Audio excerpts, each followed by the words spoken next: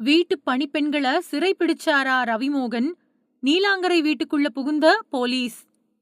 தமிழ் சினிமாவுல முன்னணி நடிகரான ரவிமோகன் கடந்த சில மாசமாவே தன்னோட தனிப்பட்ட வாழ்க்கை சார்ந்த சர்ச்சைகள்ல சிக்கி தவிச்சுக்கிட்டு இருக்காரு. தன்னோட மனைவி ஆர்த்தி கிட்ட இருந்து விவாகரத்து வாங்குறதுக்காக அவரு நீதிமன்றத்துல தாக்கல் செஞ்ச வழக்கு கடந்த 1 வருஷங்களுக்கும் மேலா நடந்துட்டு வருது. ஆரம்பத்துல ரவி தன்னோட மனைவி ஆர்த்திய பிரிய ரொம்பவே முக்கிய காரணம் பாடகி கெனிஷா தான் அப்படின்னு கிசுகிசுக்கப்பட்டுச்சு. அதுக்கேத்த மாதிரி இவங்களும் பொது நிகழ்ச்சிகளுக்கு ஒண்ணா வர்றது, பட ப்ரமோஷன்கள்ல ஜோடியா வலம் வர்றதுமாவே இருந்தாங்க. ஆனா கடந்த சில மாசமா திடீர்னு பாடகி கெனிஷா எனக்கு யாரும் வேணாம், நான் சோஷியல் மீடியாவை விட்டு போறேன், ரவிமோகனை விட்டுட்டும் போறேன் அப்படின்னு ஆதங்கத்தோட ஒரு வீடியோவை வெளியிட்டாங்க.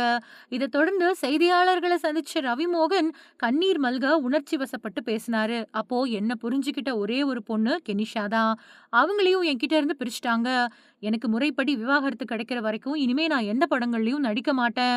என்னால இந்த மனநிலையோட நடிக்க முடியல அப்படின்னு சொன்னாரு. இப்படி ரவிய சுத்தி தொடர்ந்து பல்வேறு சர்ச்சைகள் ஓடிக்கிட்டு இருக்கக்கூடிய நிலையில, சென்னை நீலாங்கரை இல்லத்துல ஒரு புதிய பூகம்பம் வெடிச்சிருக்கு. ஜெயம் ரவி இல்லத்துல பணியாற்றி வந்த 2 பெண்களையும், அதுல ஒரு பொண்ணோட மகனான ஒரு சிறுவனையும் நேற்று நைட்டுல இருந்து ரவிமோகன் சட்டவிரோதமா தன்னோட வீட்டுக்குள்ள சிறைப்பிடிச்சு வச்சிருக்கிறதா பரபரப்பான தகவல் வெளியாயிருக்கு.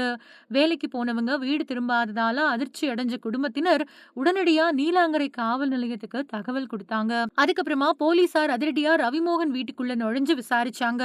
அப்போ அந்த 2 பெண்களும் சிறுவனும் ரவியோட வீட்டுக்குள்ள இருக்கிறது உறுதி செய்யப்பட்டுச்சு. இத பத்தி போலீசார் ரவி தரப்பு கிட்ட கேட்டப்போ, ரவிமோகன் வீட்டுல பொருட்கள திருடிட்டாங்க. அந்த திருடப்பட்ட பொருட்கள மீட்கணும் அப்படிங்கிறதுக்காக தான் இவங்கள வீட்ல உட்கார வச்சிருக்கோம் அப்படின்னு சொல்லப்பட்டதா தெரியுது.